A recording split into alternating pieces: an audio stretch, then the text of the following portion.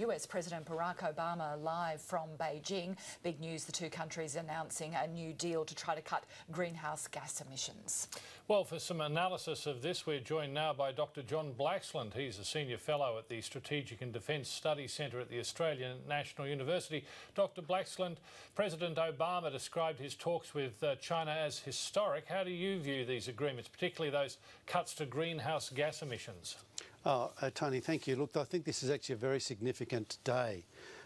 We've seen President Obama being essentially hamstrung by his electoral defeat in the midterm elections, with Congress going Republican, and we're seeing him emerge, I think, as really playing to his strengths now, his oratory skills, his ability to engage on a personal level in this way at the leader-to-leader level, his ability to grapple with some of these issues in a non-confrontational, inclusive way. I think we're seeing President Obama, you know, who's been dealt essentially a baleful of lemons, and he's making lemonade.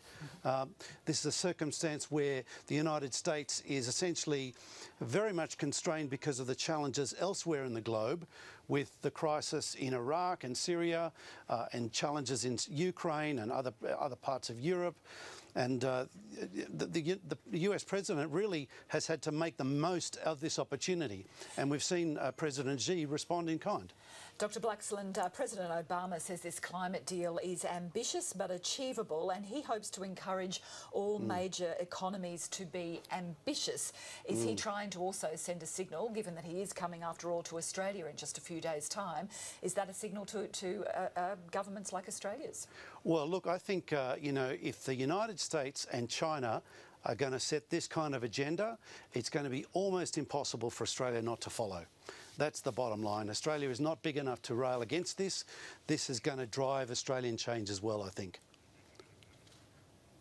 But, you know, there's a range of issues here that are really worth reflecting on. It's interesting, the emphasis on international security. We see an emphasis on cooperation in Afghanistan against the so-called Islamic State, on counter-terrorism. These are all really positive things. And interesting, the answer to the question about the pivot. He really tried to diffuse this issue of this being a confrontation between China and the United States. And that's because Obama recognises that putting this in terms of a confrontation is getting the United States nowhere at the moment. The United States is not in the position it was a decade ago, where China was economically weaker and the United States was much more dominant. The equation is much more about a balance in the Asia-Pacific. And so in recognising that, Obama has masterfully demonstrated just how you can play this in a way that is going to speak to a Chinese audience and hopefully speak to an international audience, while also getting him some credit back in the United States, given the very hostile Congress he's about to face when that convenes. Dr. Blaxland, if I can take you on to some other areas now. The military ties, is it just rhetoric, or will there be a deepening of military ties between China and the US? Well, look, it's definitely problematic, but we've already seen through the Rim of the Pacific exercise, where the United States for the first time invited the People's Liberation Army Navy to participate in that activity. That was a pretty successful activity. There was a significant bridge building activity. We've seen Australia participate in this kind of activity in the recent trilateral exercise in the Northern Territory, the survival exercise with a handful of Chinese, American and Australian troops. So my sense is that this is really, you know, it is definitely aspirational, but it is pointing in the right direction. It's looking to try and build momentum in a constructive way, and while not completely ignoring the challenging areas that remain, and the New York Times journalist picked on some of those in terms of the East China Sea, the South China Sea, the terminology of the pivot to Asia.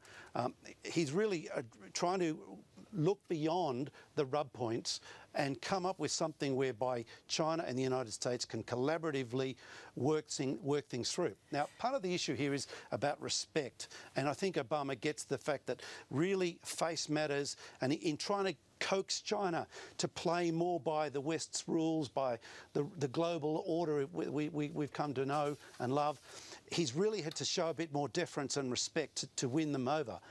He's hoping that that's worked, but certainly from what we heard from President Xi, that looks pretty positive.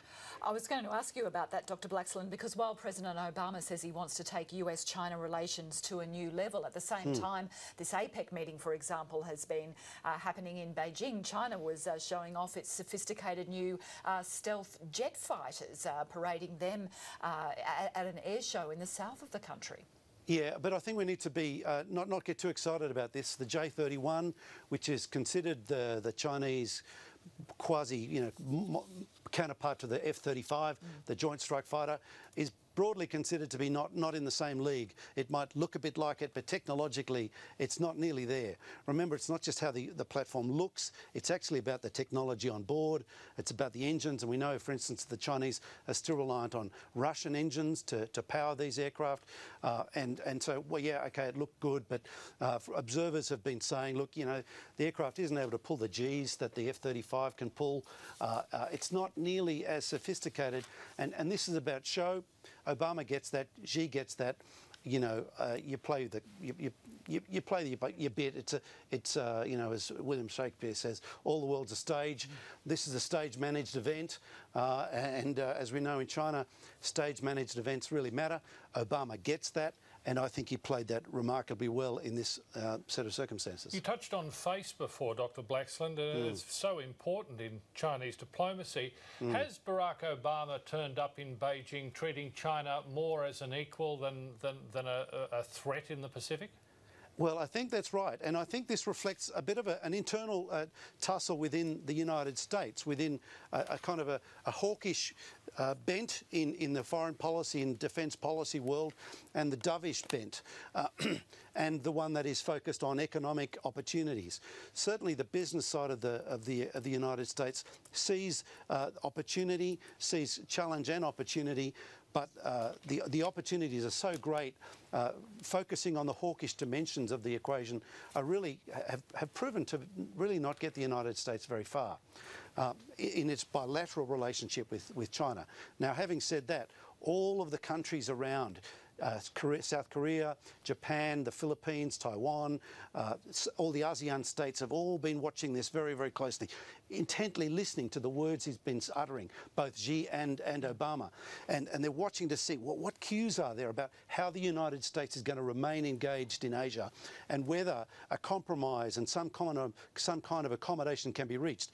It's very significant that Obama spoke about the rule of law in dispute settlement, and this is something that has been on the agenda for some time now, particularly for the countries of ASEAN, and they're all about to head to Naypyidaw to hold that meeting there to discuss this.